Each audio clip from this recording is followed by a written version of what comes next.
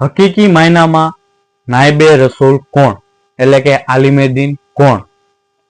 બિસ્મિલ્લાહિર્રહમાનિર્રહીમ. અસ્સલામુ અલૈકુમ વરહમતુલ્લાહિ વબરકાતુહુ. ઘણા લોકો એમ સમજે છે કે જે માણસે ઇમામો શરીફ પહેરેલો હોય અથવા મોટો જુબ્બો પહેરેલો હોય અથવા એના લકબ કે અટકના લીધે અમુક માણસો એ માણસને આલિમે દીન સમજે છે, નાયબે રસૂલ સમજે છે.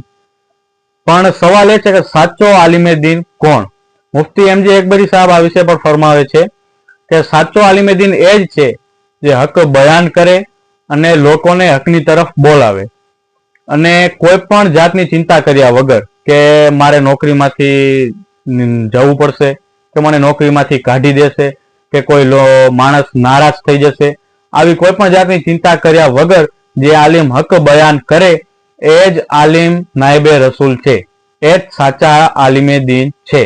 આ જ વાતને ઇમામ અહલે સુન્નત ઇમામ અહેમદ રઝા ખાન બરેલવી રહેમતુલ્લાહ અલૈહ આ રીતે બયાન કરે છે કે સાચા સુન્ની આલિમે દીન સહીઉલ અકીદા, એટલે કે સાચા અકીદા વાળા આલિમ જે હક બયાન કરે, લોકોને હકની તરફ આવવાની દાવત દે અને સાચો દીનનો રાસ્તો કોમને બતાવે, એ જ સાચા આલિમે દીન છે, એ જ નાયબે રસૂલ છે.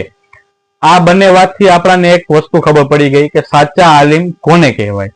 જે હક બયાન કરે, જે હક સંભળાવે અને કોમને દીનની સાચી રાહ બતાવે, એ જ સાચા આલિમે દીન છે.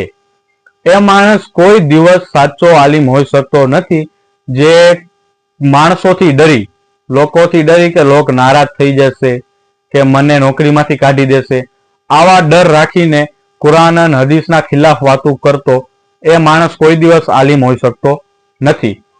અને જે સાચો આલિમ હોય છે એ કોઈ પણ હાલમાં હક તો બયાન કરશે જ, હક બયાન કરશે જ, એ જ સાચો આલિમ હોય છે જે કોઈ પણ હાલમાં હક બયાન કરશે અને એને કોઈ પણ જાતની ચિંતા નથી હોતી કે મારે નોકરીમાંથી જવું પડશે કે લોકો મારાથી નારાજ થશે, કારણ કે હક બોલવા વાળાને કોઈ ચિંતા હોતી નથી. એ હક ગમે પણ હાલમાં બયાન કરશે અને કરશે જ.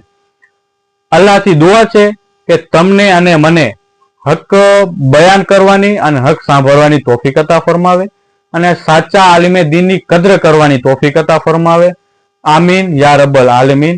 ખાદિમ બિન એમજે અકબરી, દારુલ ઇફ્તા, ગુલઝારે તૈયબા. અસ્સલામુ અલૈકુમ વરહમતુલ્લાહિ વબરકાતુહુ.